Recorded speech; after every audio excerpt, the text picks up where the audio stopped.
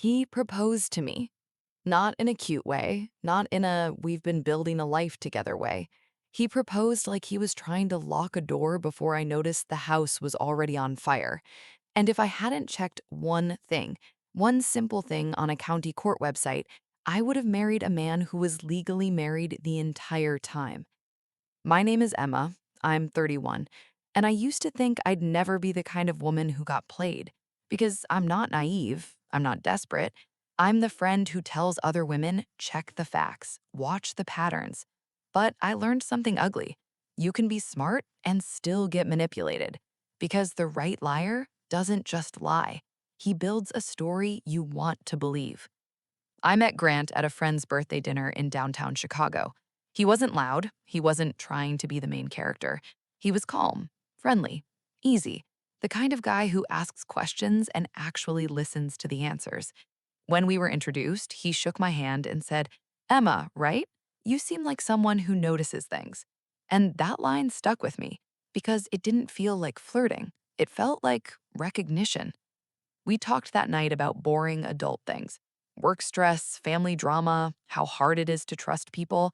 And then he told me he was fresh out of a divorce, not separated, not complicated, divorced.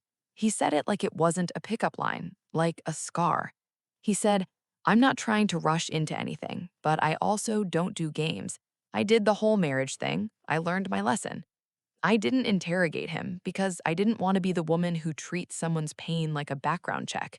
And honestly, he didn't raise alarms at first. He texted consistently. He planned dates. He didn't love bomb. He was steady. And steady is dangerous because steady makes you lower your guard. On our third date, he said something that sounded responsible. "I should tell you now, I have a son. He's 8. I don't introduce him to anyone, not unless it's serious." That made me respect him. He told me his ex-wife lived in the suburbs. They co-parented. He didn't trash talk her. He didn't call her crazy. He just said, "We tried, we failed, we moved on." It sounded mature. So I believed him. And for months, our relationship grew the way you hope it will when you're in your 30s. Not chaotic, not dramatic, just comfortable. He met my friends. He came over for lazy Sundays. He learned how I take my coffee. He remembered I hate cilantro. He texted me before big meetings like, "You've got this. Don't let them rush you."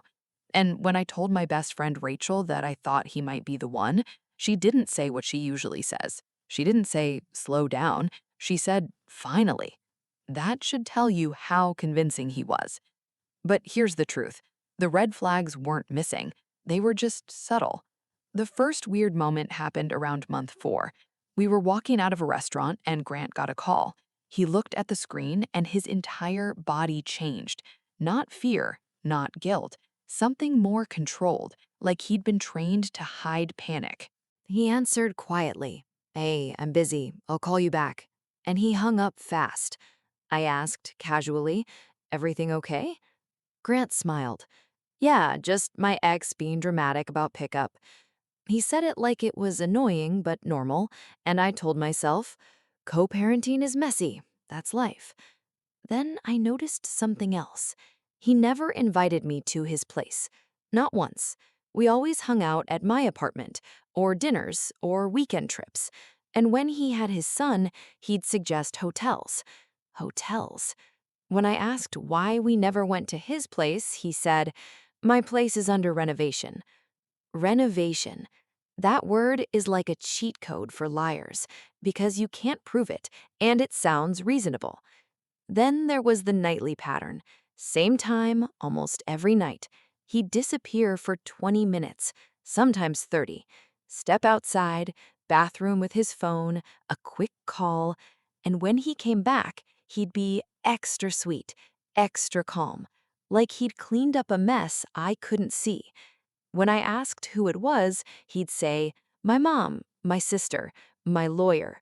Always someone vague, always someone you don't question. And Grant was very good at making me feel like I should be the cool girlfriend. He'd say things like, "I love how you don't do drama." And I'd swallow my questions because I didn't want to become the kind of woman he said he'd escaped. That's another trick.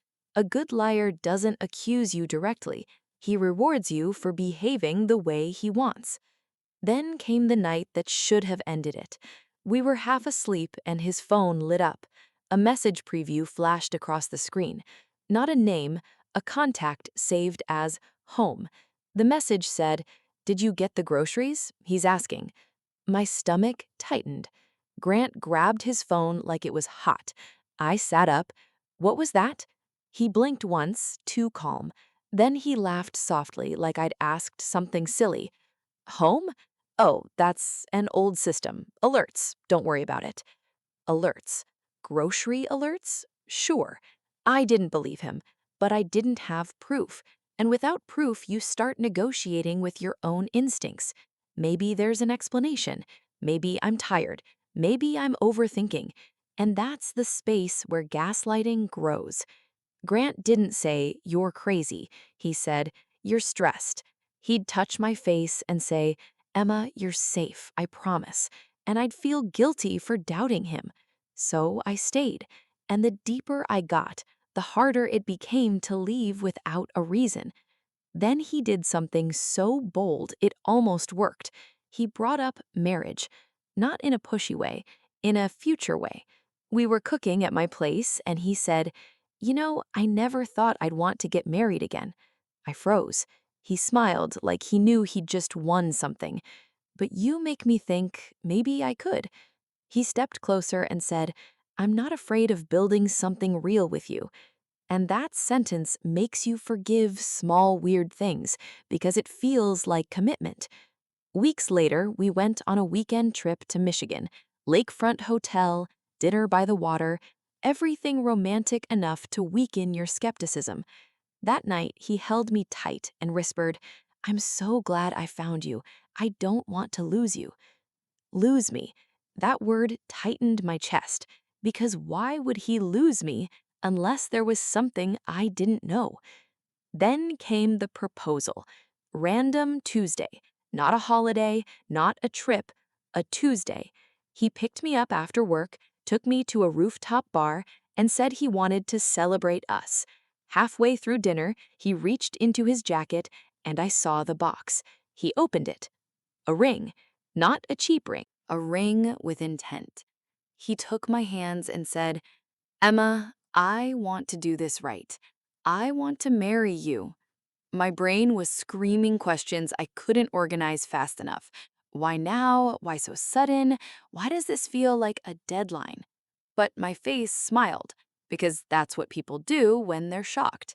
He leaned in closer. "I'm serious. I don't want to waste time." Waste time, romantic or panic. So I asked him the only question that mattered. Are you really divorced? Grant didn't hesitate. He nodded hard. Yes. Then he did something I didn't expect. He pulled out his phone. I'll show you.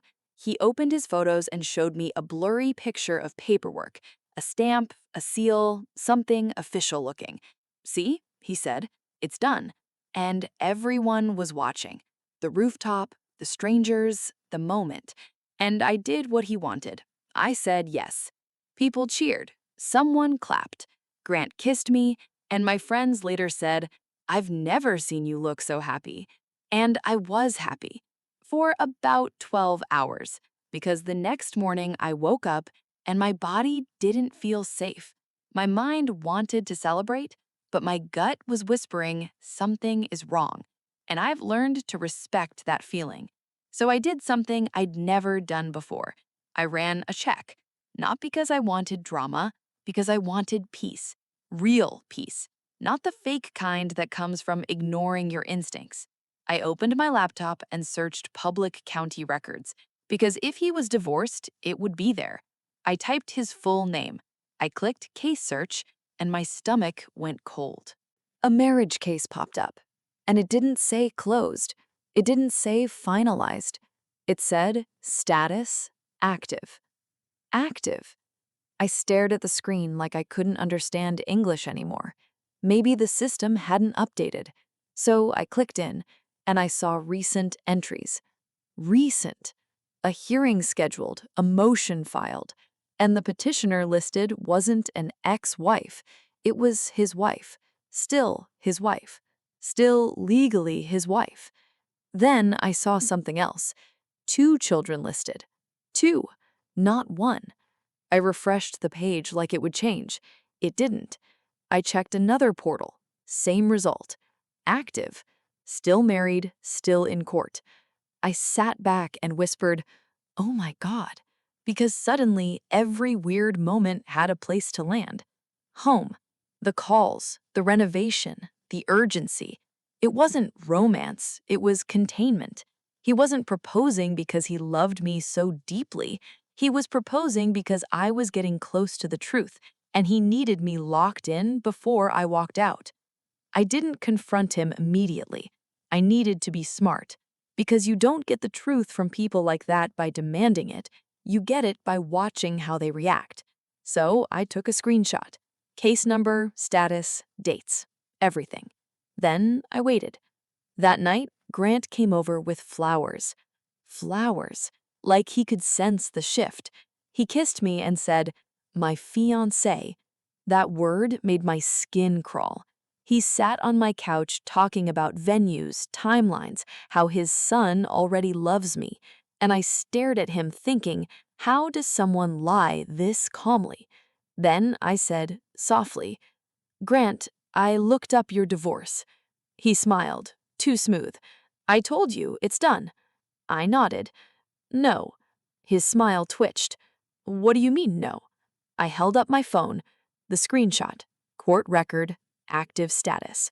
He stared at it for 1 second, and then he did exactly what liars do. He tried to make me feel stupid. "That's not what you think it is," he said quickly. "It's just paperwork catching up." Paperwork catching up. That lie was so lazy it almost insulted me more than the marriage. There are hearings scheduled. There are motions filed. This isn't catching up. This is active. His eyes narrowed. Then he switched tactics. Victim mode. "Emma, you don't understand how messy this is." Messy. A fog word. A word that makes reality blurry. "How long have you been married?" I asked. He looked away.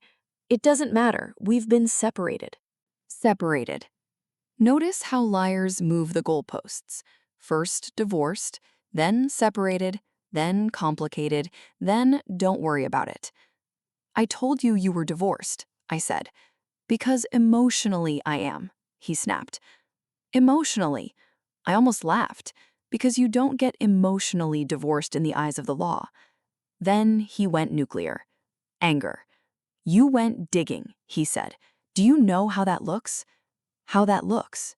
To who? To him. Because if he could make me feel guilty, he could get control back. I kept my voice calm. "You proposed to me while you were married." For the first time, he looked scared. Not guilty, scared, because he realized I wasn't confused anymore. He tried the last resort spell. "Emma, I love you." Then he said something that chilled me. "I proposed because I want you to be my real life." My real life? So what was I this whole time? A hiding place?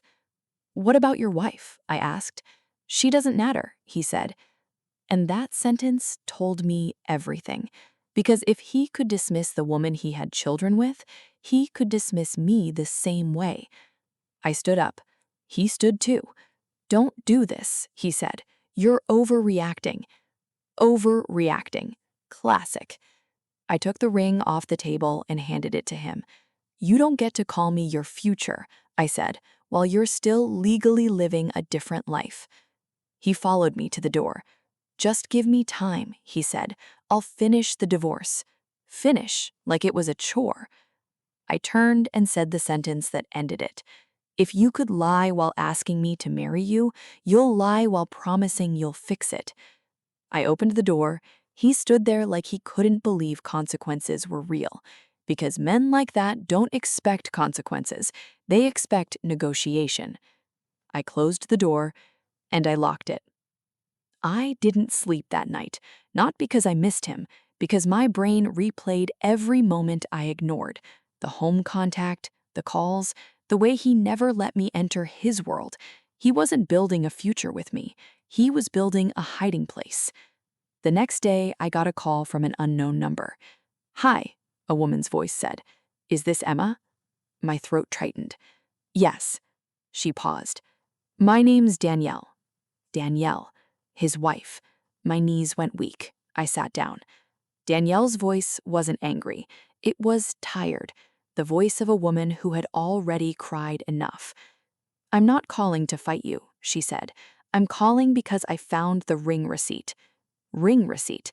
So he wasn't just lying to me, he was lying to her too. "He told me it was for a client," she said. "Client?" Danielle asked quietly, "Are you engaged to my husband?" I closed my eyes, and I told the truth. "Yes." Silence. Then she whispered, "He swore he was almost divorced." Almost divorced. Same script, different woman. "How long?" she asked. I told her, and she inhaled like someone being punched underwater. Then she said something that froze me. "He proposed to me the same way." Same way. Same urgency. Same don't waste time. Danielle didn't cry. She just said, "I'm sorry. I didn't know you existed until last night." And I believed her, because I heard the pain. She wasn't the villain. She was another victim. "I just needed to hear it from you," she said, "that I'm not crazy." Crazy. That's what men like Grant do. They make women doubt reality so they can keep living in the lie. "You're not crazy," I told her. And then I said the hardest thing. "I'm sorry." Danielle exhaled. "I'm done," she said. "I filed this morning." We hung up. And I knew Grant would try to come back, because men like that don't lose control quietly. That evening, he showed up at my building, text after text. "Please, just talk. You're making a mistake." Then a voice note. Calm voice, control voice. "Emma, you're blowing up our future because you looked at a website you don't understand." And that's when I did the only thing that ends gaslighting. I stopped engaging. No debate, no defending myself, no explanation. I blocked him. Then I sent Danielle the screenshot, not to start drama, to end doubt. Weeks passed, then months, and Grant disappeared. And that's how I knew the truth. He didn't love me, because love doesn't vanish when you ask for honesty. Manipulation does. Rachel asked me later, "Do you think he ever planned to divorce?" And I said, "I don't think he planned anything, because men like that don't plan futures. They manage stories, and the moment the truth starts loading, they close the tab." So here's what I learned. If someone tells you they're divorced and you haven't seen a final decree, you don't have a love story. You have a risk. So let me ask you, if someone proposed to you and you found out they were still married, would you confront them? Would you expose them? Or would you disappear and let the court records speak for themselves? Drop your verdict in the comments. And if you want more stories about double lives, toxic love, and the moment truth finally breaks through, like, subscribe, and share. Because here, one story always leads to another.